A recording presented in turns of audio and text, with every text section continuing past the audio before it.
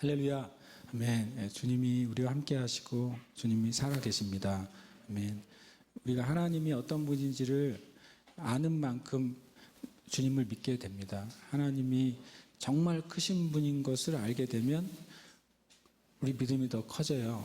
그런데 우리가 하나님이 어떤 분인지에 대해서 관심이 없으면 우리의 믿음은 멈춰 있어요. 여러분 스스로 나는 하나님에 대해서 더 알아가고 있는가 물어보셨으면 좋겠어요.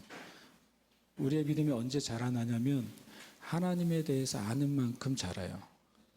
하나님에 대해서 내가 이전에 알고 있는 것에서 머물러 있으면 저와 여러분은 믿음이 자라지 않은 거예요. 근데 내가 하나님에 대해서 하나님의 사랑이 이런 것이었구나라고 만약에 오늘 아침에 깨달았다면 그 순간 여러분의 믿음은 자라는 거예요. 하나님의 능력이 이렇게 하시는 것도 하나님의 능력이구나 라는 것을 깨달았으면 저와 여러분의 믿음이 그 순간 자라게 돼요. 하나님의 계획과 목적이 이런 데도 있었구나 라는 사실을 깨달으면 그만큼 믿음이 자라는 거예요.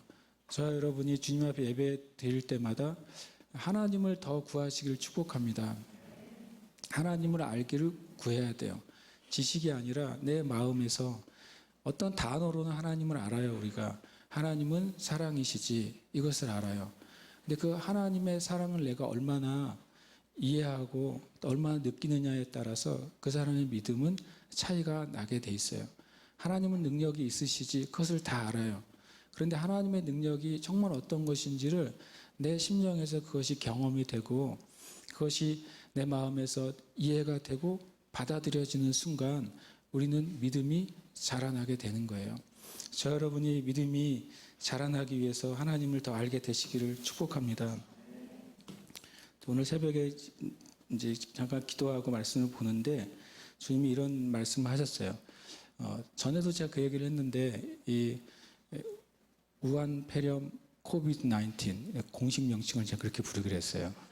우한 폐렴이잖아요. 그리고 그냥 전 세계가 부르는 명칭은 코비드-19이니까 그것이 처음 시작됐을 때 또 팬데믹이 선언됐을 때 수많은 교회와 성도들은 엄청 깨어 일어났어요. 그래서 자기를 돌아보고 교회를 돌아보고 목회자들도 자신을 돌아보고 우리가 더 하나님께 회개해야 된다. 더 하나님께 기도해야 된다. 더 하나님께 예배해야 된다. 또 예배가 잠정적으로 예배를 모이는 것이 어려워지는 상황이 수개월 있는 동안에 오히려 사람들은 더 깨어서 기도했어요. 근데 이것이 이제 우리에게 일상이 됐어요. 뉴 노멀이 됐어요. 새로운 우리의 일상이 돼버리니까 우리의 마음도 다시 새 일상이 돼버렸어요. 그것이 주님 안에서 새롭게 되는 새 일상이라면 좋겠는데 다시 이전의 상태로 돌아가는 새 일상이 되는 거예요. 주님이 저에게 경고하셨어요. 새벽에. 우리가 그 새 일상에 적응돼서는 안 돼요. 여러분 이 새 일상에 적응하지 마시기를 축복해요. 이사 1장에 주님께서 이렇게 말씀하세요. 슬프다 범죄한 나라요 허물진 백성이요 행악의 종자요 행위가 부패한 자식이로다. 그들이 여호와를 버리며 이스라엘의 거룩하신 이를 만홀히 여겨 멀리하고 물러갔도다. 너희가 어찌하여 매를 더 맞으려고 패역을 거듭하느냐. 온 머리는 병들었고 온 마음은 피곤하였으며. 주님이 그동안 이스라엘 백성이 매를 맞았어요. 그래서 매를 맞을 때는 정신을 잠깐 차려요. 또 맞았어요. 또 정신을 차려요. 정말 우리가 얼마나 미련하냐면 그 매에 익숙해져요. 하나님의 징계에 익숙해져요. 하나님의 경고에 익숙해져요. 공포에 익숙해지고 두려움에 익숙해져요. 하나님이 그러라고 우리에게 징계와 또 우리에게 경고를 주시는 분이 아니에요. 여러분과 제가 이 상황에 익숙해지지 마시기를 축복합니다. 우리는 더 경계를 해야 되겠죠. 더 많은 사람들이 이 재앙에 어려움을 당하지 않도록 경계해야 되고 서로 돌봐줘야 되고 계속 기도해서 주님 이 재앙으로부터 온 세상이 뛰어넘도록 우리는 계속 기도해야 돼요. 주님이 치유하시도록 기도해야 돼요. 그런데 만약에 이런 일상이 익숙해지기 시작한다면 이제는 마스크를 끼고 사는 게 익숙해졌어요. 우리 아이들이 학교에 아침에 가서 오후에 올 때까지 하루 종일 마스크를 벗지 않고 생활하는데 익숙해져 버렸어요. 살만한 거예요. 숨쉴만한 거예요. 마귀가 제일 원하는 거예요. 저 여러분이 이 뉴 노멀에 익숙해지지 마시길 축복합니다. 주님은 이런 어려움이 있을 때 처음 교회가 반응했던 것, 자신을 돌아보고 회개하고 주님 앞에 경건의 생활을 다시 세우려고 했던 그 자리, 그것을 기억하기를 원하세요. 저 여러분이 그렇게 되시길 축복합니다. 근데 성도들만 그런 게 아니라 많은 목회자들도 그런 것 같아요. 적응을 했어요. 살만해요. 처음에는 목회가 다 끊어질 것 같고 없어질 것 같은데 이제는 어떻게 이어지고 방법을 찾고 그렇게 하고 있어요. 많은 교회와 성도들이. 근데 그건 주님이 원하시는 게 아니에요. 분명히. 저 여러분이 정말로 깨어나라고 주님이 주신 기회인 줄 붙잡으시길 축복합니다. 주님 저에게 오늘 말씀하고도 동일한데 두 가지가 경고라고 말씀하셨어요. 게을러지는 것. 이것은 가장 심각한 경고다. 개인적인 일상도 게을러지는 건 심각한 경고이고 하나님 앞에 여러분의 태도와 실제적인 예배와 경건의 삶이 게을러지는 것은 더더욱 심각한 경고예요. 왜냐하면 이전보다 더 혼자 있는 시간이 많아지는 시즌이 됐고 아무도 보지 않을 거라고 생각하는 시즌에 우리가 적응이 돼 있어요. 여러분 주님 앞에 마음을 다시 일으키고 또 여러분의 영을 더 흔들어서 깨우시기를 축복합니다. 왜냐하면 이사야서는 이렇게 말씀하시거든요. 더 맞으려고 하느냐 그러세요. 조금 쳤는데 주님이 일어나길 바라고 회복되길 바라고 주님이 진짜 원하신 부흥과 또 영혼들이 구원받기를 바라서 하신 일인데 우리가 적응돼 버려서 다시 주님을 멀리하면 주님은 우리를 더 일으키시기 위해서 더 큰 일을 하셔야 돼요. 주님이 원하시는 게 아니에요. 저 여러분이 주님 앞에 다시 서게 되시기를 축복합니다. 아멘. 오늘 우리가 처음으로 주일 일부 예배 때 우리 마라나타 워십 예배를 인도를 했어요. 전 너무너무 감격이 됐어요. 제가 좋아하는 워십 리더 중에 폴 윌버라는 목사님이 있어요. 폴 윌버는 갑자기 90년대 그러니까 30년 전에 혜성같이 나타난 이스라엘 찬양 인도자였어요. 유대인 찬양 인도자. 저는 그 찬양 인도자를 한 30년 전에 만났을 때 엄청 되게 정말 영의 깊은 감동을 느꼈었거든요. 근데 그분이 지금도 찬양 인도를 하시는데 머리가 하얘가지고 수염도 있고 찬양을 똑같이 인도하시는데 너무너무 기름 부음이 있어요. 그래서 내가 보면서 우리 교회는 모든 세대의 예배팀이 있었으면 좋겠다고 아침에 제가 기도했어요. 우리 교회는 그래도 우리 20대부터 50대까지 예배 인도자가 있잖아요. 그죠? 원래 10대까지 있었는데 10대들이 이제 20대가 돼가지고 20대부터 50대까지 10대부터 90대까지 예배 인도자가 있는 교회가 되기를 축복합니다. 우리가 주님 앞에 평생 예배자로 사는 것은 우리가 어떤 직임을 가지고 또 어떤 우리가 봉사를 하고 또 어떤 직분을 가지고 사는 것과는 완전히 다른 차원이잖아요. 누구나 우리는 예배자로 우리의 삶 전체를 드려야만 돼요. 그것이 우리의 가장 기초적인 부르심이에요. 아멘이십니까? 자다가 또 예배하다가 일어나서 예배하시길 축복해요. 자다가 일어나서 예배하는 방법은 자기 전에 찬양하다가 자는 거예요. 자기 전에 찬양을 계속 하다가 자면 꿈속에서도 그 찬양을 해요. 아침에 일어나면 밤새 찬양한 것 같은 느낌이 드는 거예요. 실은 우리의 영은 실은 어떻게 보면 주님을 계속 찬양하기를 원하거든요. 저 여러분이 정말 예배자로 부르신 부르심에 합당하게 서시길 축복하고 또 이 교회가 그렇게 그 예배의 부르심에 주님 앞에 온전히 순종하는 교회가 되기를 축복합니다. 오늘 말씀은 지난주에 이어서 로마서 14장 1절에서 12절 말씀이에요. 우리 같이 함께 성경을 보시고 또는 주보를 보시고 앞에 이 화면이 보이시는 분은 화면을 보시고 우리 함께 말씀 봉독하겠습니다. 믿음이 연약한 자를 너희가 받되 그의 의견을 비판하지 말라. 어떤 사람은 모든 것을 먹을 만한 믿음이 있고 믿음이 연약한 자는 채소만 먹느니라. 먹는 자는 먹지 않는 자를 업신여기지 말고 먹지 않는 자는 먹는 자를 비판하지 말라. 이는 하나님이 그를 받으셨음이라.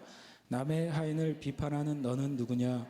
그가 서 있는 것이나 넘어지는 것이 자기 주인에게 있음에 그가 세움을 받으리니 이는 그를 세우시는 권능이 주께 있음이라. 어떤 사람은 이 날을 저 날보다 낮게 여기고 어떤 사람은 모든 날을 같게 여기나니 각각 자기 마음으로 확정할지니라. 나를 중히 여기는 자도 주를 위하여 중히 여기고 먹는 자도 주를 위하여 먹으니 이는 하나님께 감사함이요 먹지 않는 자도 주를 위하여 먹지 아니하며 하나님께 감사하느니라. 우리 중에 누구든지 자기를 위하여 사는 자가 없고 자기를 위하여 죽는 자도 없도다. 우리가 살아도 주를 위하여 살고 죽어도 주를 위하여 죽나니 이러므로 사나 죽으나 우리가 주의 것이로다. 이를 위하여 그리스도께서 죽었다가 다시 살아나셨으니 곧 죽은 자와 산 자의 주가 되려 하심이라. 네가 어찌하여 내 형제를 비판하느냐? 어찌하여 내 형제를 업신 여기느냐? 우리가 다 하나님의 심판대 앞에 서리라. 기록되었으되 주께서 이르시되 내가 살았노니 모든 무릎이 내게 꿇을 것이요 모든 혀가 하나님께 자백하리라 하였느니라. 이러므로 우리 각 사람이 자기 일을 하나님께 짓고 하리라. 아멘. 할렐루야. 아멘. 오늘 이 말씀을 통해서 우리가 우리의 믿음의 삶을 다시 주님 앞에 세우는 시간 되시길 축복합니다. 지난주에 나눴던 것처럼 정말 믿음의 증거는 우리 개인적인 믿음 또 믿음의 증거이겠죠. 그러나 정말 우리의 믿음의 삶을 살고 있다는 진정한 증거는 우리가 같은 주님의 몸된 교회 안에서 연약한 믿음의 사람을 어떻게 대하느냐가 저 여러분의 믿음의 증거라는 사실을 말씀을 드렸어요. 개인적으로는 기도 생활을 잘하고 개인적으로는 말씀도 매일 읽고 개인적으로는 예배도 하는 사람인데 만약에 같은 믿는 자들 자기보다 기도를 적게 하고 자기보다 예배를 적게 드리고 자기보다 말씀을 잘 모르는 형제와 자매를 만나면 만약에 저 여러분 안에 조금이라도 그 형제를 업신여긴 마음이 생긴다면 저 여러분은 믿음이 없다는 증거예요. 그게 성경에서 말씀하신다는 거예요. 아무리 주님을 위해 내 삶을 헌신한다고 하는 삶을 사는데 연약한 형제들을 연약한 자매들을 내가 받아들이고 그를 용납하고 그를 참아줄 수가 없는 내 믿음의 상태이다. 그것은 그 사람의 표면적인 신앙의 모습과 상관없이 그는 믿음이 없는 자예요. 구원받지 못하는 자라는 말이 아니에요. 구원은 무엇으로만 결정돼요? 구원은 예수 그리스도를 나의 구세주와 나의 주인으로 영접하느냐 아니냐로 결정되는 거예요. 매번 사람들이 신앙의 그 성숙과 신앙의 열매 때문에 구원의 문제까지 가지고 갈 때가 있어요. 그것은 마귀의 거짓말이에요. 그렇죠. 성경은 한 번도 그것으로 구원의 기준을 제시한 적이 없어요. 구원의 기준은 동일합니다. 온전한 예수 그리스도에 대한 믿음, 그분만이 나의 죄를 사하시고 용서하시고 거듭나게 하신다는 온전한 예수님에 대한 믿음만이 구원에 이르게 하는 믿음이에요. 아멘이십니까? 그러나 주님이 우리에게 그런 믿음만으로 끝내라고 우리에게 인생을 주신 건 아니시잖아요. 그죠? 만약에 제가 예수님 믿는 것, 믿고 내가 구원받는 것이 인생의 목적이라면 저는 주님 앞에 주님 됐습니다. 세상 안 좋은 꼴 보고 사느니 지금 빨리 주님 나라 가는 게 좋겠습니다라고 기도하고 싶어요. 그러나 저를 향해서도 그렇고 여러분을 향해서도 그렇고 예수 믿고 거듭나고 영생 얻은 것으로 우리의 인생을 주님께서 목적하지 않으셨다는 거예요. 우리는 구원 이후의 삶이 있어요. 그것 때문에 주님이 우리를 부르신 것이 있어요. 그럼 우리의 삶 가운데 특별히 이 로마서 12, 13, 14장은 교회 안에서 형제 자매들과의 삶 가운데 여러 가지 모습을 기준을 우리에게 보여주고 있어요.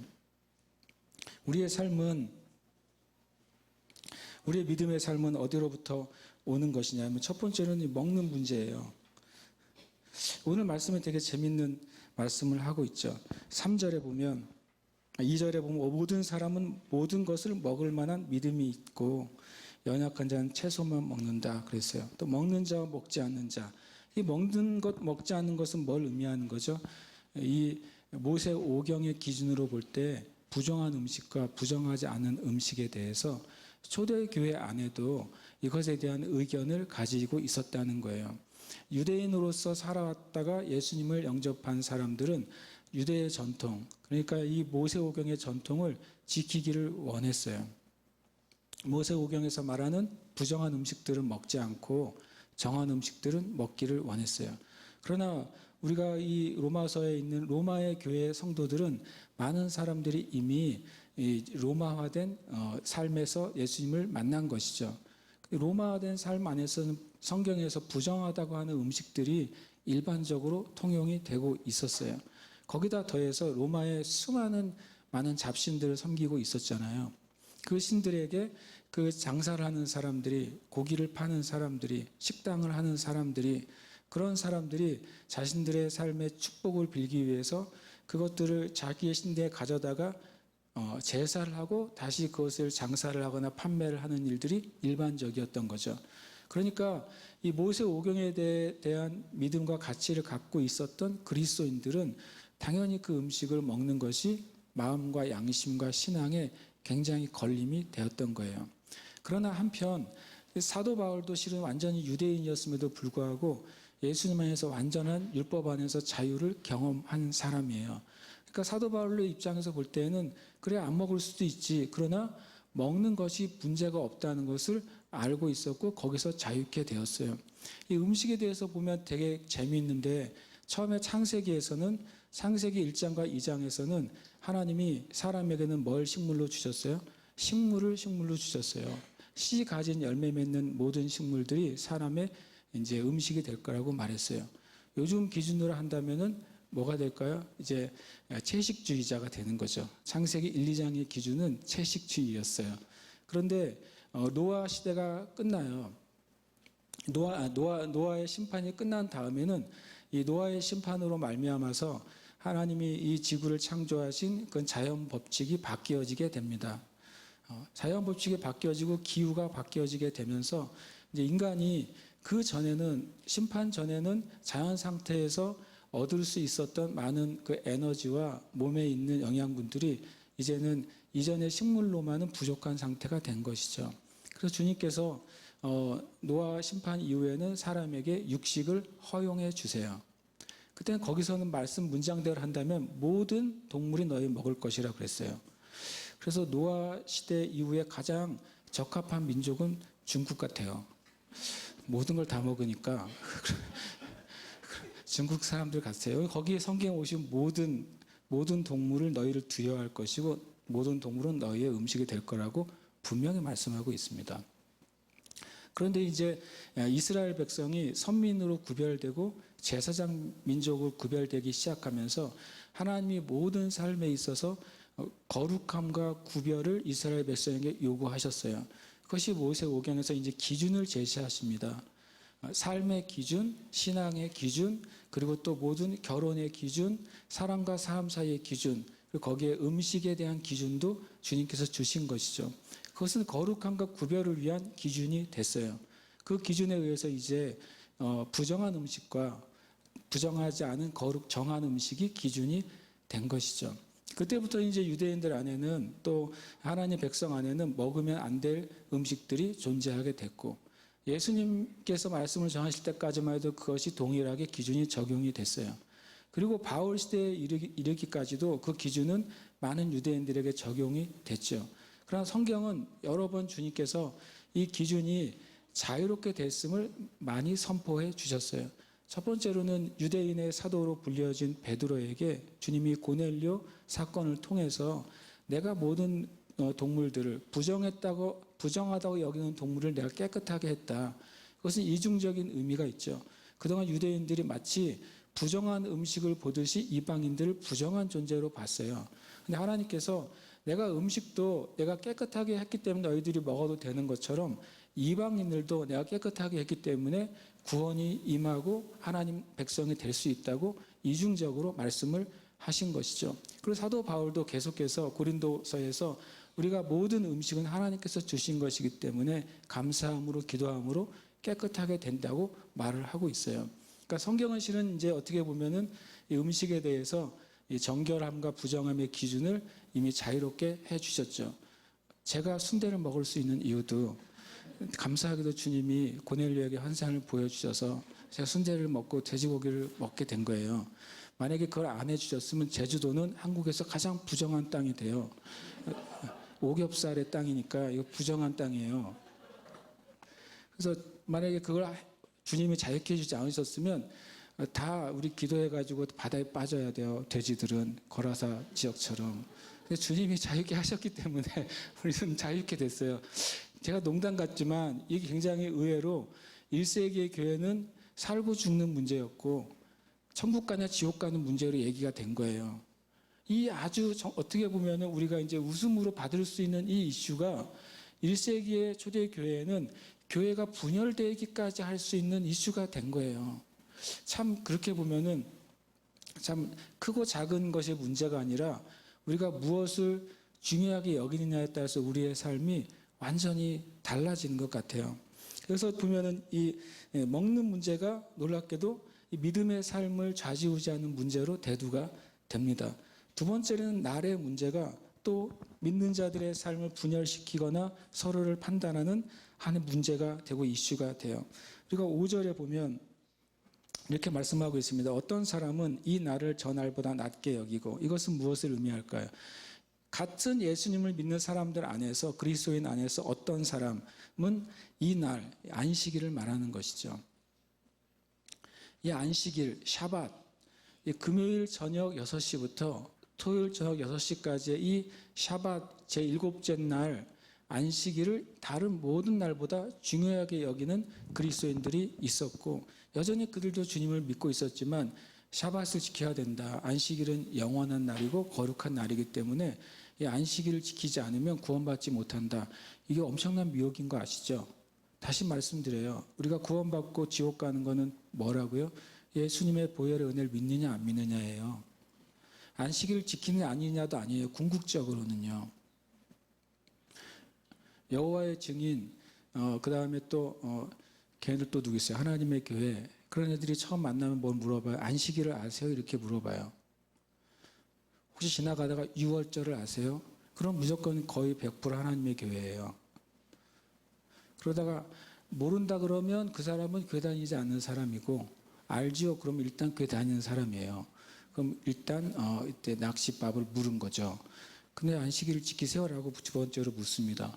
그럼 당연히 교회 다니는 사람은 웬 안식일? 나는 주일 이렇게 말할 거 아니에요. 그럼 그때부터 이제 싸움을 걸기 시작해요. 십계명 아세요? 그러면 알죠? 그러면 십계명이 뭐라고 되어 있죠? 안식일을 기억하여 거룩히 지키라. 당신은 주일날 예배하고 안식일날 안 지키니까 십계명을 위배했네요. 지금 교회는 십계명을 지키지 않고 있네요. 라고 이제 한 걸음 한 걸음 걸고 넘어 들어오죠. 그죠? 그건 좀 다른 이슈이긴 하지만 전에 한두 번 얘기했으니까 아시는 걸로 하고, 모르시면 개인적으로 오시면 말씀드릴게요. 정리하면 아주 단순하게 말하면 안식일은 우리에게 주신 날이에요. 안식일이 사람을 위해 존재한다고 예수님 말씀하셨어요. 사람이 안식일을 위해 존재하지 않는다고 말씀하셨어요. 거기다가 더하기 주님이 정말 중요한 말씀하셨어요. 인자가 안식일의 주인이라고 그랬어요. 예수님이 안식일의 주인이에요. 그죠? 주인이라는 표현은 그것을 만든 자와 그것의 모든 것에 대한 권리를 가지고 있다는 의미예요. 성경적으로. 그러니까 이 안식일을 제정하는 것은 예수님이시고, 안식일에 대한 모든 권한을 가진 분이 예수님이에요. 근데 그 예수님이 죽으셨어요. 그리고 그 예수님이 다시 살아나셨어요. 안식일의 주인이신 그분이 이 율법으로부터 우리들을 해방하시기 위해서 죽으셨고 부활하셨어요. 그날이 안식 후 첫날이에요. 그 다음부터 초대교회 성도들은 안식 후 첫날 모여서 주님을 예배하고 교제하고 떡을 떼기 시작했어요. 그것이 우리가 예배드리는 주일의 시작인 것이지, 우리가 안식일을 부정하는 것이 아니라 안식일의 주인이신 예수 그리스도의 부활을 우리가 믿기 때문에 그날 부활의 주님을 찬양하고 구원을 찬양하기 위해서 우리는 예배 드리는 거예요. 제일 짧게 말한 거예요, 제가. 그래서 그렇게 그것에 속지 마시길 바라요. 날의 문제죠. 이때도 그 날 가지고 굉장히 다툼이 있었어요. 그러니까 5절에 보니까 어떤 사람은 또 모든 날을 같게 여기나니, 또 어떤 이 율법으로부터 자유케 된 믿음을 가진 사람들은 맞아, 안식일 중요하죠. 그러나 우린 매일매일이 주님이 우리와 함께 하시는 정말 은혜로운 날입니다. 우리는 매일매일 주님을 예배해야 되는 날이에요. 실제로 초대교회는 날마다 모였다고 말하고 있어요. 날마다 모였고 날마다 예배했고 날마다 기도했어요. 어떤 면에서는 예수 그리스도를 만난, 예수님의 부활을 경험한 내 영이 거듭난 신자들에게는 매일매일이 거룩한 안식일이 된 거예요. 실은 엄청난 확장이 된 것이죠. 마귀가 도저히 진정한 그리스도인의 삶에는 틈을 탈 날이 없어져요. 예수 믿는 사람들에게는 불금이 사라져야 돼요. 지금도 불타는 금요일을 즐기시는 분이 있다면 회개하시길 축복해요. 주님이 저에게 이런 말씀도 한 적이 있어요. 왜 이 세대의 교회는, 성도들은 새벽에 기도하지 못하는 줄 아느냐? 밤의 문화 때문이다 그러셨어요. 시편에 보면 하나님이 아침에 새벽에 내 기도를 들으실 거야 라고 하는 문장이 굉장히 많이 나와요. 근데 마귀는 그 말씀 그대로 이 땅에 있는 그리스도인들이 내가 일어나는 첫 시간을 주님께 드리지 못하게 만들어놨어요. 뭐 때문에요? 밤 문화 때문에요. 예수님을 믿는 사람도 밤에 모여요. 예수님 믿지 않는 사람은 여전히 밤에 모이고, 그래서 밤 시간을 자기의 시간이라고 생각하는 거예요. 그래서 주님 앞에 아침에 일어나서 첫 시간을 주님께 드리지 못하게 돼요. 그러면 그 날은 빼앗기는 거예요. 나의 첫 시간, 첫 일어나는 그 자리를 주님께 맡겨드렸을 때 그날은 누가 책임지시겠어요? 주님이 책임지시는 거죠. 그러니까 마귀가 참 교묘하고 우리에게 즐거운 것을 가져다 줬어요. 재밌는 드라마는 밤에 하네요. 그렇죠? 중요한 월드컵 게임도 밤에 하네요. 사람들이 좋아하는 것, 육이 좋아하고 우리의 혼이 좋아하는 것들을 다 밤 시간에 배치해 놨어요. 그래서 이 땅의 교회와 그리스도인들이 자기의 하루의 첫 시간을, 뭐 일찍 일어나는 사람도 있고 늦게 일어나는 사람도 있겠죠. 첫 시간을 아버지 앞에 나아가지 못하게 만들어 놨어요. 여러분, 그 밤 문화를 여러분이 바꾸시길 축복해요. 날은 안식일이냐 주일이냐의 문제가 아니에요. 우리는 오늘이 주님이 우리와 함께 하시는 날이고, 바로 오늘이 구원의 날이고 오늘이 은혜의 날인데, 내가 이 날을 주님 앞에 맡겨드리지 못하면 그날은 구원의 날도 아니고 은혜의 날도 아니고 능력의 날도 아닌 거예요. 이 믿음의 삶은 실은 진정한 의미에서 정말 날의 문제죠. 오늘 하루가 내가 하나님과 동행하는 날로 시작할 것이냐, 아니면 오늘 하루가 내가 포기한 날로 시작할 것이냐, 그건 정말 중요한 의미잖아요. 믿음의 삶은 정말 먹는 문제이며 날의 문제예요. 믿음의 삶은 지금 여기의 문제예요. 우리는 많은 수많은 간증자들 이야기를 듣습니다. 그 간증은 사실일 것이고, 그리고 하나님의 역사한 증거가 맞을 것입니다. 그런데 그것이 오늘 여기를 위한 간증이 아니라면 그것은 죄송하지만 지나간 것이에요. 우리의 믿음의 삶은 지금 여기와 관계가 되어 있어야만 돼요. 지금 여기 내가 어떻게 살아야 되는지 관계가 있어야 돼요. 7절에 보면 우리 중에 누구든지 자기를 위해서 사는 자가 없고 자기를 위하여 죽는 자도 없도다. 언제요? 지금 여기예요. 사도 바울은 7절에서 그 말 하는 거예요. 과거에 우리가 어떤 은혜를 입었든, 과거에 우리가 어떤 영적인 경험을 했든 그것은 좋은 것이다. 그러나 오늘 지금 내가 주님을 위해 살고 있느냐가 그 무엇보다 중요한 것이다. 주님은 항상 현재 하나님이시잖아요. 주님은 이스라엘, 아브라함의 하나님, 이삭의 하나님, 야곱의 하나님이세요. 주님은 죽은 자 하나님이 아니라 산 자 하나님이세요. 하나님 앞에 누구나 아담 이후의 모든 인류가 다 하나님 앞에 있는 거예요. 영적인 현재이신 거예요. 하나님은요. 지금 여기에 문제가 저와 여러분의 믿음의 문제예요. 이게 참 우리의 믿음의 삶의 문제인 것이죠. 또 오늘 말씀해 보면 이 우리의 믿음의 문제는 바로 다른 사람과의 문제라고 말씀하세요. 10절에 보면 네가 어찌하여 내 형제를 비판하느냐, 어찌하여 내 형제를 업신 여기느냐, 우리가 다 하나님의 심판대 앞에 서리라. 이 둘로 갈라졌어요. 음식을 먹는 자와 불교하는 음식을 먹지 않겠다고 하는 사람, 안식일이 중요하다고 하는 사람과 나머지 날이 다 중요하지 않은 사람이 갈라졌는데, 갈라진 다음에 서로 한쪽에서는 한편을 보고 비판하고 한쪽에서는 한편을 보고 업신여겨요. 주님이 너희들의 그 상태가 너희들의 믿음의 문제라고 말씀하시는 거예요. 지금 뭐 이 우한 코로나 중에도 정부의 정책을 따르는 게 옳아 아니야, 투쟁해야 돼, 하나님 뭐를 보시겠어요? 그거 아무것도 아니야 그러시는 거예요. 그거 아무것도 아니야. 그게 뭐가 중요한지를, 정말 뭐가 중요한지를 우리에게 오늘 말씀하시는 거예요. 중요한 주제 첫 번째 우리가 해결해야 될 게 누가 강한 자인가 하는 거예요. 제가 이 말씀을 가만히 읽다가 제가 깜짝 놀랐어요. 나도 모르는 사이에 믿음이 강한 자와 약한 자에 대한 기준이 모호해졌다는 생각을 갖게 됐어요. 여러분 생각해 보세요. 만약에 어떤 사람이 나는 주님을 위해서, 혹시 내가 마트에서 산 고기가 그 불신자가 그 아침에 절에 가서 기도하고 파는 고기일지 모르니까 안 먹을 거야. 나는 혹시 그 음식이 이거 귀신 들린 사람이 파는 음식인지 모르니까 안 먹을 거야. 나는 집에서 길러서 먹을 거야. 그런 사람이 있으면 이건 좀 우스운 고백이고, 내가 주님을 위해서 이런 절제하는 삶을 살 거야 하는 사람을 보면 믿음이 강한 자로 보이세요? 약한 자로 보이세요? 믿음 때문에 금욕하고 절제하는 사람은 항상 믿음이 강한 자로 여겨져요. 난 기도하기 위해서 먹지 않고 자지 않고 기도할 거야. 이런 사람은 믿음이 강한 자로 여겨져요. 그렇죠? 나는 1년에 한 번씩 40일 금식 기도하면서 주님께 나아갈 거야. 이런 사람 믿음이 강한 자로 여겨져요? 약한 자로 여겨져요? 강한 자로 여겨지잖아요. 성경 가만히 보시면 완전히 다른 기준으로 사도 바울이 말하고 있어요. 한번 눈을 잘 뜨고 보세요. 2절 보세요.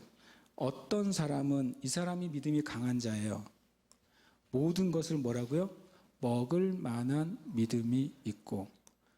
이제 질문할게요. 모든 것을 모세의 기준, 모세의 오경의 기준으로 당시에 그 정한 것과 부정한 것을 다 먹는 사람이 믿음이 강한 자라고 말하고 있어요? 약한 자라고 말하고 있어요? 강한 자라고 말하고 있어요. 사도 바울이요. 그렇죠? 그 다음에 채소만 먹는 사람, 나는 도대체 우상의 음식을 절대로 먹지 않을 거야 라고 각오하고 채소만 먹는 그런 고통스러운 삶을 살아가는 사람, 성경에 그런 사람이 한 명 있어요. 엄청 유명한 분이. 다니엘과 세 친구요. 제 말이 맞죠? 예. 그들이 뜻을 정해서 우리는 왕의 음식을 거절합니다. 우리는 채소만 먹겠습니다. 엄청 믿음이 강한 사람들의 표상이죠. 그것 때문에 우리가 잘못 생각하고 있는 거예요. 분명 사도 바울은 그런 사람 뭐라고 말했어요? 성경을 보시면 믿음이 연약한 자라고 그랬어요. 그러면 다니엘이 믿음이 연약한 자라는 의미입니까? 그런 의미가 아니에요. 성경을 우리가 두 눈과 마음을 뜨고 읽어봐야 되는 이유가 그거예요.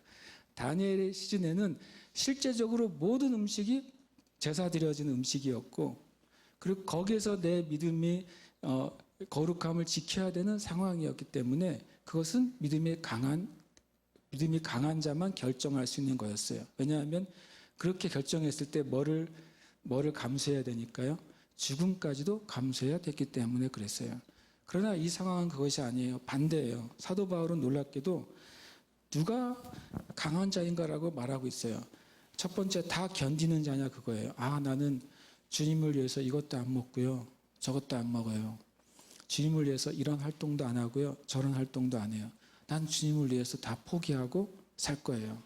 굉장히 강해 보여요. 이분들은 다 견디는 자예요. 다 먹는 자가 그럼 강한 자냐? 물론 성경에 표면적으로는 이 먹는 자들, 모세의 그 율법에 매이지 않고 예수님 안에서 자유케 돼서 부정한 음식, 정한 음식이 중요한 게 아니다. 예수님 말씀하신 것처럼 입으로 들어가는 게 우리를 거룩하게 하거나 부정하게 하는 게 아니라 우리의 입으로 나오는 것들, 악하고 선한 그 말이 우리를 거룩하고 부정하게 한다. 이런 예수님의 말씀을 기준으로 사는 사람들이 있었죠. 그들을 볼 때는 다 먹어요. 그러면 이제 재밌게도 이런 문제가 생긴 거예요. 초대교회. 다 먹으면 먹지 않은 자들에게 비판받아요. 저런 합리주의자들, 또 저런 또 미혹되어 있고 타협주의자들이라고 비판을 받는 거예요. 근데 반대로 다 견디면, 야, 쟤네들은 아직도 율법에 매여 있어? 아직도 저기서부터 자유케 되지 못했나? 그리고 또 업신여김을 받게 돼요. 누가 진짜 믿음이 강한 자일까요? 누가 진짜 믿음이 약한 자일까요? 지금의 삶에서도 우리는 그 당시에는 이것이 큰 이슈였지만 지금의 교회는 어떤 게 이슈가 될까요? QR코드를 찍는 교회는 약한 교회고 QR코드를 안 찍고 목사님이 나를 잡아가려면 잡아가세요라고 말하는 교회와 목회자는 강한 교회와 목회자인가? 참 재밌어요. 제가 그걸 보면서. 어떤 면에서는 죄송하지만 참 마귀가 보면 웃을 것 같아요.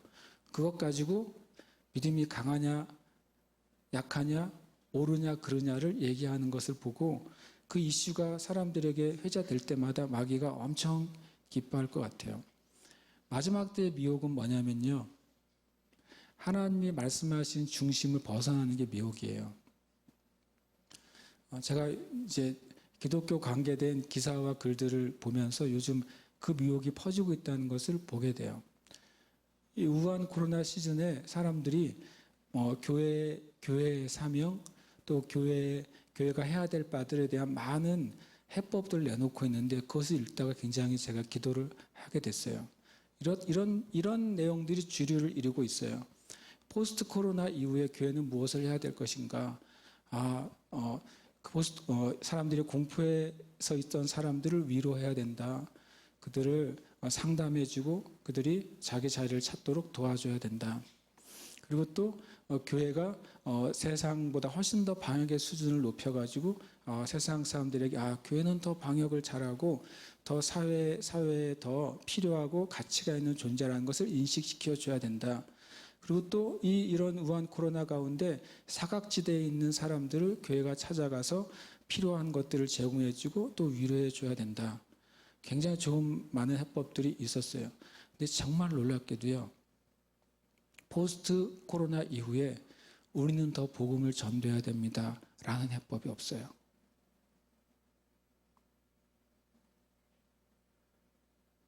제가 너무 충격을 받고 있어요. 요즘요. 교회의 목적이 뭐예요? 교회의 목적이 뭐예요? 교회의 목적은 영혼을 구원하는 거예요. 그렇죠? 교회가 무슨 활동을 하든 무슨 선교를 하든 무슨 구제를 하든 무슨 봉사를 하든 할 수 있는 건 다 해야죠. 하나님 하라고 하시는 건 다 해야 돼요. 그런데 그 목적이 영혼을 구원해서 지옥 가는 영혼을 예수 믿고 천국 가게 하는 목적이 아닌 어떤 사역도 그것은 미혹이에요. 우리가 그 기준을 자꾸 잊어버리는 것 같아요. 성경에 이런 표현이 있어요. 너의 옛 지계석을 옮기지 마라. 그 신명기의 법은 원래 하나님이 12지파에게 지파별로 또 가정별로 이렇게 각 단위별로 제비 뽑아서 땅을 나눠준 그 하나님의 기준을 옮기지 말라는 게 1차적인 의미였는데 영적으로는 뭐냐면 하나님의 기준을 우리가 마구 뽑아가지고 이게 중요하다고 말씀하시는데 아니에요. 이게 조금 더 지금은 중요하죠라고 옮겨다가 박아버리는 거예요. 여러분 그 미혹에 마음을 주지 마시길 축복해요. 교회가 사회를 위해서 국가를 위해서 당연히 일해야죠. 인류를 위해서 당연히 선한 일을 해야죠. 근데 그 선한 일이 영혼을 구원하기 위한 목적으로 말미암은 선한 일이 아니라면 그 사람들을 심지어 지옥에 가게 하는 일이에요. 우리가 주님 앞에 누가 정말 믿음이 강한 자고 믿음이 연약한 자인가? 오늘 주님 앞에 다시 한번 가만히 생각을 해봐야 돼요. 무엇이 우리의 영원한 삶에 대한 기준인가? 이거 흐트러지면 교회는 잘 될 수 있어요. 이거 흐트러 놓으면 교회는 사회로부터 비판받지 않을 수도 있어요. 그러나 실은 만약에 교회가 영혼 구원을 계속 주장하면 지금 이것과 다른 진짜 핍박을 받게 될 거예요. 전 진짜 핍박과 가짜 핍박이 있다고 생각하는데 교회는 진짜 핍박을 견디도록 그 진짜 핍박을 이겨내도록 부름받은 주님의 몸이지 가짜 핍박과 싸우도록 부름받은 몸이 아니에요. 저와 여러분의 삶이 명확해지기를 축복해요. 이건 저 자신에게도 하는 말이에요. 저 자신에게 말하는 것입니다. 이 세대에 네가 목사로서 그 지계석을 절대 옮기지 마라. 교회의 유일하고 영원하고 궁극적인 목적은 영혼을 구원하는 것이지 사회사업을 하는 것도 아니고 다른 어떤 문화사업을 하는 것도 아니다. 저 자신에게 제가 옷을 받고 싶은 거예요. 차라리 그것을 하는 것 때문에 교회가 덜 성장해도 차라리 그 목적을 바꾸지 않은 것 때문에 교회가 비판을 받아도 오히려 그것은 마땅히 기뻐하며 받을 수 있는 비판인 거예요. 그럼 만약에 이 기준을 가지면 너 다른 사람 비판하지도 말고 다른 사람 그냥 무조건 받아줘. 그러면 교회 안에서 진정한 하나님의 성도들과 또 그렇지 않은 사람들을 어떻게 구별하나요? 분별력이 뭐가 있습니까? 라고 우리는 묻게 돼요. 그런데 실은 같은 로마서의 분별력을 분명히 말씀해 주고 있어요. 로마서 16장 10절 18절에 보면 이렇게 말씀하고 있습니다. 형제들아 내가 너희를 권하노니 너희가 배운 교훈을 거슬러 분쟁을 일으키거나 거치게 하는 자들을 살피고 그들에게서 떠나라 라고 말씀하고 있어요. 같은 우리 형제 자매들이죠. 믿음이 약한 자도 있고 강한 자도 실제로 있다고 성경은 말씀하고 있습니다. 성숙한 자도 있고 이제 아이와 같은 믿음을 가진 자도 교회에 있다고 분명히 말씀하고 있습니다. 그렇기 때문에 서로를 받아주고 또 이해해주고 사랑해줘야 돼요. 그런데 성경은 기준이 있다고 말씀하고 있어요. 그것은 믿음이 강하거나 약한 것과 상관없는 우리의 베이스의 기준이에요. 뭐냐면 첫 번째로는 진리예요. 너희가 배운 교훈, 진리죠. 진리와 반대편에 서는 것에는 결코 받아주지 말라고 하는 거예요. 진리가 아닌 것을 주장하는 것에는 결코 함께하지 말고 동의하지 말라는 거예요. 그 다음에 분쟁을 일으키는 것에도 결코 함께하지 말라고 말해요. 분쟁이라는 단어의 원어의 뜻은 선동이에요. 선동.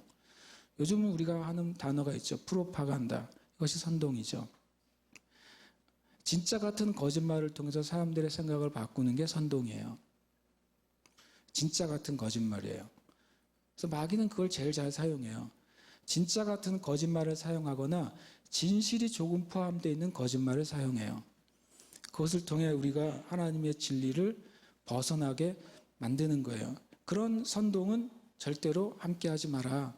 그것에는 마음을 같이 하지 마라. 그것은 허용하지 마라라고 말씀하고 있어요. 그리고 거치게 하는 것이라고 말했어요. 거치는 것은 원어의 의미는 덫이에요. 덫. 덫과 함정. 이것을 의미합니다. 다른 사람들 넘어지게 하는 어떤 교묘한 속임수. 그런 것에는 절대로 함께하지 말고 그들을 살피고 떠나라라고 말했어요. 우리는 연약한 지체들을 하염없이 품어줘야 돼요. 주님이 우리를 품어주셨으니까. 그러나 연약한 것과 강한 것과 상관없이 진리의 반대편에 서 있다면 우리는 그것을 허용할 수 없는 거예요. 하나님의 진리가 아닌 것을 가지고 살아가는 형제 자매들을 그렇게 계속 살라고 허용할 수는 없는 거예요. 우리가 사랑으로 그리고 또 진리 안에서 계속 끊임없이 권면해야 되는 거예요. 그것이 교회의 기준이에요. 또 그 말씀에 이어서 18절에 보면 이 같은 자들은 우리 주 그리스도를 섬기지 아니하고 다만 자기들의 배만 섬기나니 교활한 말과 아첨하는 말로 순진한 자들의 마음을 미혹하느니라 라고 말씀하고 있어요. 왜 이들을 조심해야 되고 타협하지 말라고 말씀하시냐면 그들의 궁극적인 신은 하나님이 아니라 배이기 때문에 그래요. 배를 섬긴다고 하는 표현이 굉장히 재밌어요. 원어적으로는 이 배는 우리의 모든 정욕의 자리를 배라고 말씀하시는 거예요. 그래서 성령님이 임하면 이 배가 바뀌어요. 성령이 임하면 그 배에서 생수가 나올 것이다. 우리의 정욕의 자리, 육신의 그 원함과 육신의 그 갈망의 자리에 이제 생수가 나와서 그것이 거룩하게 될 것이라고 말씀하시는 거예요. 그러니까 실은 우리가 진리의 반대편에 서고 또 거짓으로 선동하고 그리고 성교자매에게 덫을 놓는 삶은 왜 그러냐면 자기 유익을 위한 것이라고 성경은 말씀하시는 거죠. 교회 안에 분별해야 될 것이 있다면 그거예요. 교회 안에 어떤 진리와 반대되는 사상과 흐름과 신학과 주장이 흘러 들어오는가. 교회 안에 진실을 조금 양념을 친 거짓이 어떻게 들어오고 있는가. 어떤 혼합주의와 미혹과 세속주의가 교회 안에 들어오고 있는가. 교회는 정말 우리 마음을 깨워서 분별해야 되는 거예요. 그거는 목숨을 걸고 타협할 수가 없는 거예요. 왜냐하면 그것은 우리로 말미암아 우리가 받아들일 때 실은 우리 자신을 섬기도록 하기 때문에 우리 자신의 욕심을 이루기 위해서 하나님을 섬기는 거예요. 내 자신의 목표를 이루기 위해서 하나님께 기도하는 거예요. 그것이 미혹이에요. 그것이 우리가 절대로 손 대서는 안 되는 그 넘어야 되지 않을 선인 거예요. 저 여러분이 이 교회가 이런 기준을 가지고 있으면서도 서로가 서로를 사랑으로 받아주는 교회가 되길 축복합니다. 그럼 우리가 하나님 앞에 함께 같이 서는 길이 있겠는가? 당연히 있지요. 4절에 보면 우리가 주님이 한 분이라는 사실을 얘기하고 있어요. 남의 하인을 비판하는 너는 누구냐? 그가 서 있는 것이나 넘어지는 것이 자기 주인에게 있음에 그가 세움을 받으리니 이는 그를 세우시는 권능이 주께 있음이라. 그것은 어떤 의미냐면 둘 다 하나님의 하인인 거예요. 둘 다 하나님의 종인 거예요.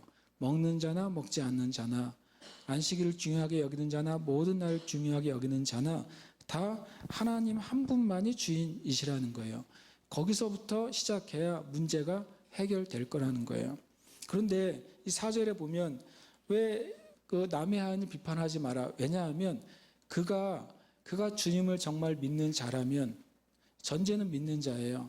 주님을 믿는데 나는 나를 지키면서 믿겠어요 라는 그리스도인들이 있었다는 것이고 난 주님을 믿는데 매일매일이 중요한 날이라고 믿고 지키겠어라는 사람이 있었던 거예요.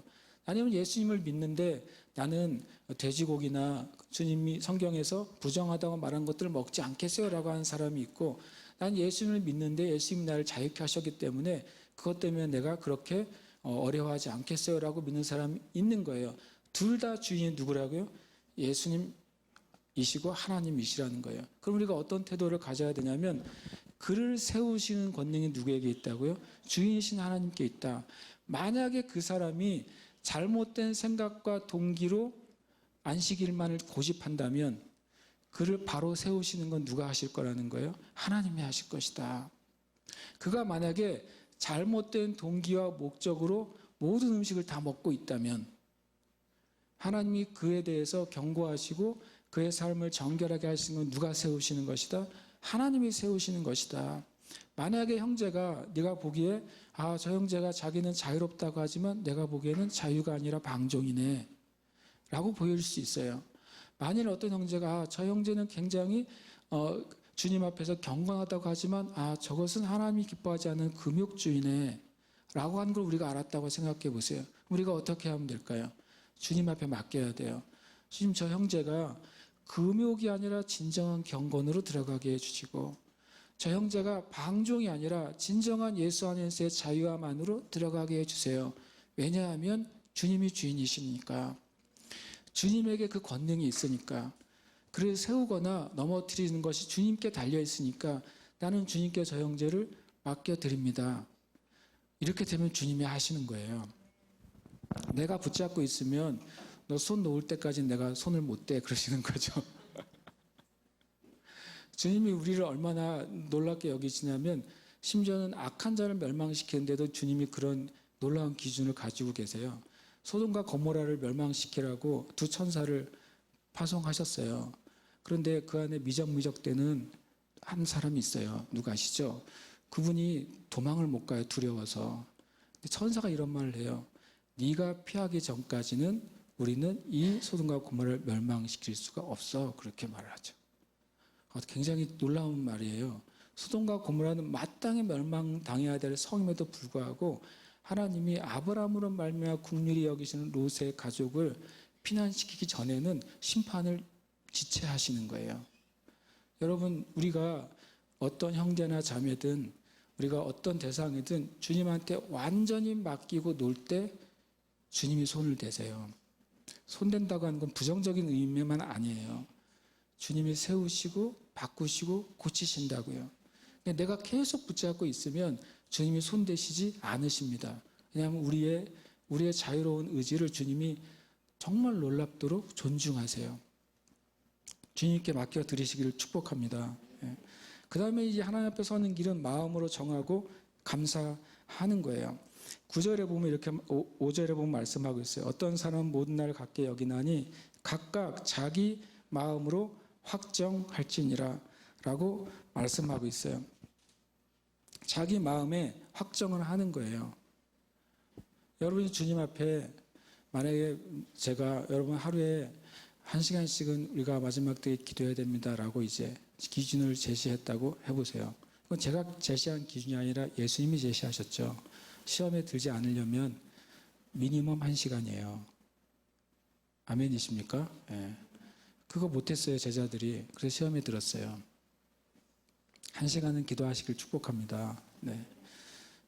그런데 그러면 이제 어떤 분이 그 말을 듣고서 우리 훌륭한 여러분 중에 한 분이 목사님 1시간이 뭐예요? 나는 2시간으로 할래요. 라고 마음을 확정할 수 있다는 거예요. 이제 농담이 아니라 진심으로 말하는 것입니다. 자기 마음에 하나님 안에서 나는 안식일을 주님 앞에서 지킬 거예요. 라고 마음 확정하면 주님이 어떻게 하신다고요? 그것을 받아주시겠다고 하는 거예요. 나는 매일을 안식일처럼 그렇게 지키겠습니다라고 확정하면 주님이 그거 받아주시겠다고 사도 바울은 말하고 있는 거예요. 그러나 기준이 뒤에 있어요. 자기 마음으로 확정하고 주님께 감사하는 것이죠.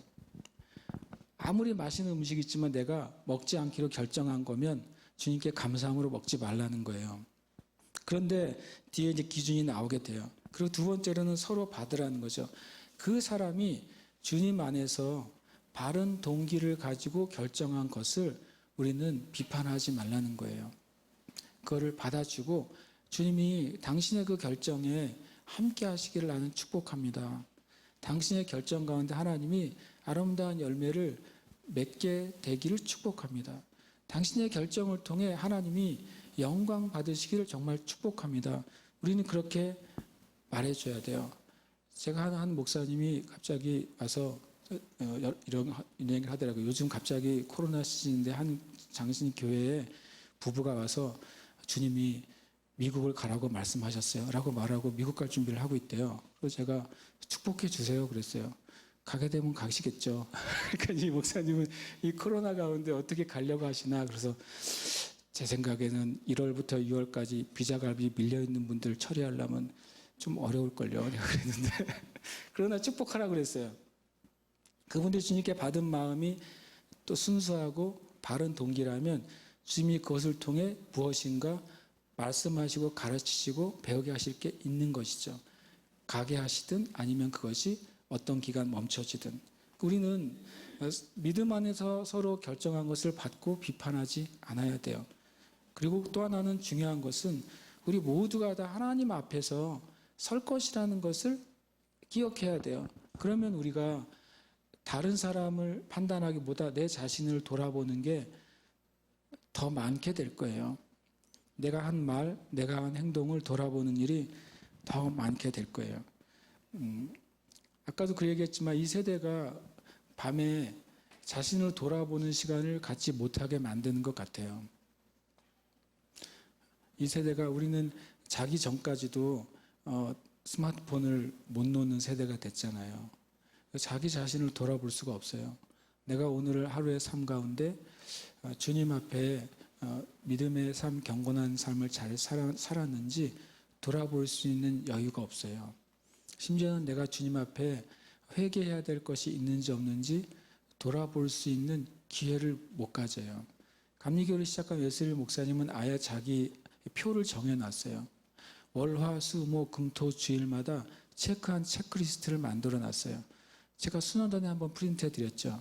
그래서 거기다 체크를 매일 했어요. 웨슬리 목사님은 내가 누구에게 잘못된 말을 하지 않았나 체크. 나는 온전히 순수한 목적을 가지고 말을 했나 체크. 이런 거 매일 밤마다 체크했어요. 그래서 자신을 돌아보고 성경 말씀대로 오늘 죄는 오늘 해결하고 자는 거죠. 오늘 분노는 오늘 해결하고 자는 거예요. 그리고 내일 아침에 일어날 때 마귀가 내 삶에 뛰어들 틈을 안 주고 정말 마귀에게 셧다운을 딱 하고서 자는 거예요.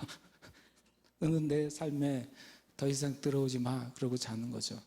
그것은 실은 믿음과 회개로 가능해져요. 마지막은 이제 믿음의 삶은 살고 죽는 문제라는 거예요. 그것은 정말 살고 죽는 문제예요. 살고 죽는 문제라고 하는 것은 뭐냐면 내 삶이 자신을 위해서 살고 죽는 삶이냐 주를 위해 살고 죽는 삶이냐 그거예요.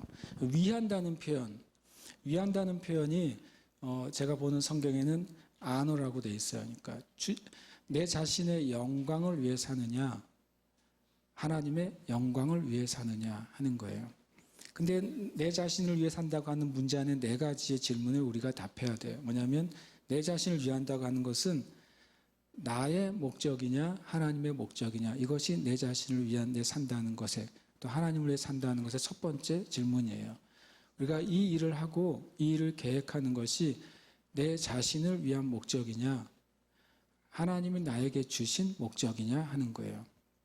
두 번째로는 내가 한 계획이 하나님으로부터 왔다고 생각하는 계획인지 아니면 내가 보기에 내 삶에 유리하고 좋다고 가능하다고 생각하는 계획이냐 하는 거예요. 첫 번째는 목적이고요. 두 번째는 계획이에요. 계획과 목적이 뭐가 달라요? 라고 물어보신다면 목적은 꼴이고 계획은 거기까지 가는 과정이에요. 그 다음에 세 번째로는 주님을 위해 산다고 하는 것은 의지예요. 내가 어떤 의지로 살아가느냐.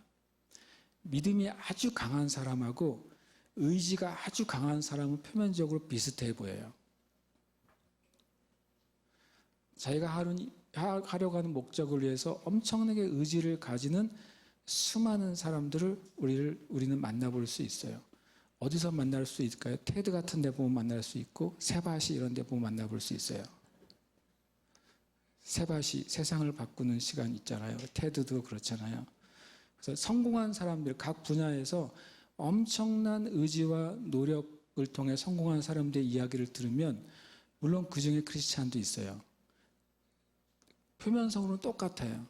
그러나 우리의 의지가 성령님에 의해서 내가 감동돼서 생겨나는 의지인가 아니면 남들보다 내가 더 가치 있는 삶, 남들보다 더 높아지는 삶, 남들보다 더 좋은 삶을 살기 위해서 가지게 된 의지인가 이것은 우리가 주님 앞에 점검해 봐야 돼요. 하나님은 놀랍게도요.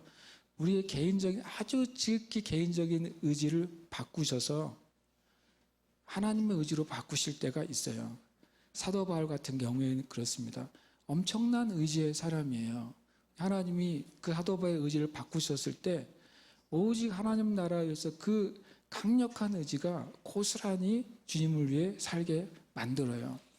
이 의지가 나 자신을 위해서 살고 죽는 의지인지 아니면 주님을 위해 살고 죽는 의지인지 우리는 점검해 봐야 돼요. 그 다음에 네 번째는 힘이에요. 첫 번째 제가 목적이라고 그랬고 두 번째 계획이라고 그랬고 세 번째 의지라고 그랬고 네 번째 힘이에요. 나는 어떤 힘, 내 삶을 이루는 자원들을 말해요. 어떤 자원을 가지고 나는 살아갈 것인가. 이것이 주를 위해 살고 죽느냐 내 자신을 위해 살고 죽느냐 하는 거예요. 여러분이 지금 계획하고 있고 또 무엇인가 얻으려고 하는 그것 그 얻으려고 하는 그것이 여러분의 미래를 보장해 줄 거라고 생각한다면 그것은 우리는 자신을 위해서 하는 거예요. 우리는 똑같이 무엇인가를 얻고 또 무엇인가 자격을 얻고 무엇인가 위치를 얻기 위해서 살아요. 그러나 그것 가운데 나는 주님께 온전히 의지되어 있고 주님이 나를 도와주시지 않으면 할 수 없습니다 라는 마음이 거기에 얹어져 있지 않으면 마귀는 언제든지 그것을 우리의 의지, 우리의 힘, 우리의 계획, 우리의 목적으로 바꿀 수 있는 준비가 항상 되어 있어요. 저 여러분이 주님 앞에 오늘 이 믿음으로 사는 삶을 점검해 보게 되시기를 축복합니다. 우리 함께 이 시간 기도하십시다. 우리 9절을 한번 마지막으로 보고 우리가 기도하고 싶습니다. 이를 위하여 그리스도께서 죽었다가 다시 살아나셨으니 곧 죽은 자와 산 자의 주가 되려 하심이라. 이 말이 무슨 의미일까요? 저는 이 의미 때문에 한참 많은 시간을 주님 앞에 묵상해야 됐어요. 먹는 거 먹지 않는 거, 그 다음에 나를 지키는 거 지키지 않는 것 이슈를 계속 얘기했어요. 그리고 주를 위해 살고 주를 위해 죽는다고 얘기했어요. 그런데 예수님이 다시 죽었다가 사신 것은 죽은 자와 산 자의 주가 되려고 하심입니다 라고 결론을 맺어요. 이 말이 무슨 말일까? 저는 이렇게 결론을 맺게 됐어요. 예수님은 율법을 지키는 자와 또 율법에서 자유된 자를 위해서 부활하신 게 아니에요. 심지어 예수님은 이 안식일을 중히 여기는 사람이나 또는 모든 날 중히 여기시는 사람을 위해서 부활하신 게 아니에요. 예수님은 오직 예수님을 위해 죽고 사는 그 사람을 위해서 부활하셨어요. 예수님을 위해 죽고 사는 사람이 채식주의자도 상관없어요. 예수님을 위해 죽고 사는 사람이 모든 것을 먹는 자도 상관없어요. 예수님을 위해 죽고 사는 사람이 난 안식일을 목숨 걸고 지키기 위해서라고 말하는 사람도 상관없어요. 그가 예수님을 위해 죽고 살기를 결정했다면, 예수님을 위해 죽고 사는 사람이 나는 모든 날이 같습니다 라고 고백해도 상관없어요. 그러나 주님은 진짜로 내 삶의 목적이 주님을 위해 살고 죽는 것이 결정되어 있다면 그 다음 문제들은요 너무나도 쉽게 풀어져요. 그 다음 문제는 문제가 아니에요. 그 다음 문제는 주님 안에서 굉장히 자유롭게 되고 조화롭게 되고 열매를 맺게 되는 거예요. 이 시간 기도할 때 주님, 내 삶의 기준이 무엇입니까? 내 삶의 기준, 나의 인생의 목적, 나의 삶의 계획, 내가 가지고 있는 의지, 또 내가 가지고 있는 내 삶의 힘과 자원들이 주님께로 온 것을 내가 원합니까? 아니면 또 세상으로부터 온 것을 원합니까? 주님을 위해서 원합니까? 아니면 내 자신을 위해서 원합니까? 우리가 깊이 깨닫게 해주시고 또 살펴보게 하여 주시옵소서. 그래서 함께 이 시간 기도하겠습니다. 할렐루야. 주님 감사합니다. 주님 우리에게 말씀해 주셔서 감사합니다. 주님, 내 자신을 진리 안에서 돌아보기를 원합니다. 주님, 이 교회가 진리 안에서 돌아보기를 원합니다. 하나님, 우리의 모든 삶이 진리 안에서 다시 세워지기를 원합니다. 내가 다른 형제를, 내가 다른 자매를 어떤 기준과 마음으로 어떤 사람과 용납함으로 대하는지를 살펴보게 해 주시옵소서. 하나님, 내 삶의 기준이 하나님 무엇을 위해 살고 죽으려고 하는지, 하나님 무슨 목적으로 살고 죽으려고 하는지, 하나님 무슨 계획으로 살고 죽으려고 하는지, 무슨 힘으로 살고 죽으려고 하는지 하나님 마음 살펴보게 해 주시옵소서.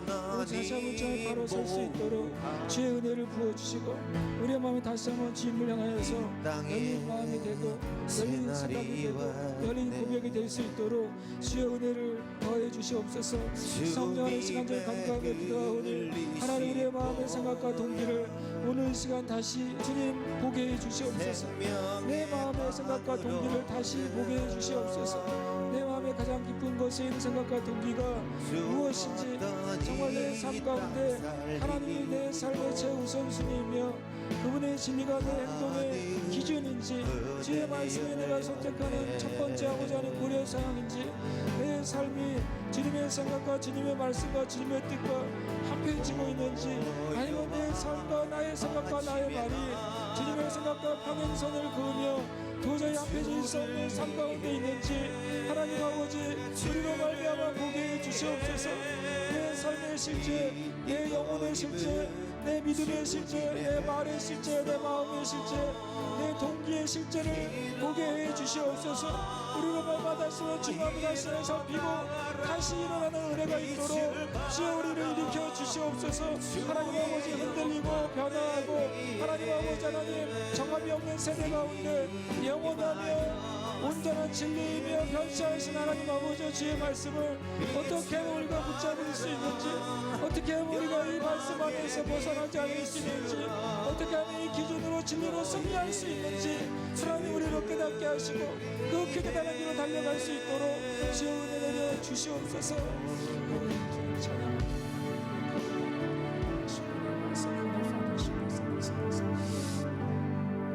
하나님 아버지 우리가 주님을 위해 산다는 말을 쉽게 할 수 있지만 그러나 주님을 위해 살기 위해서 주님 우리의 본성적으로 이기적인 우리의 삶을 바꾸는 것이 참으로 어렵습니다.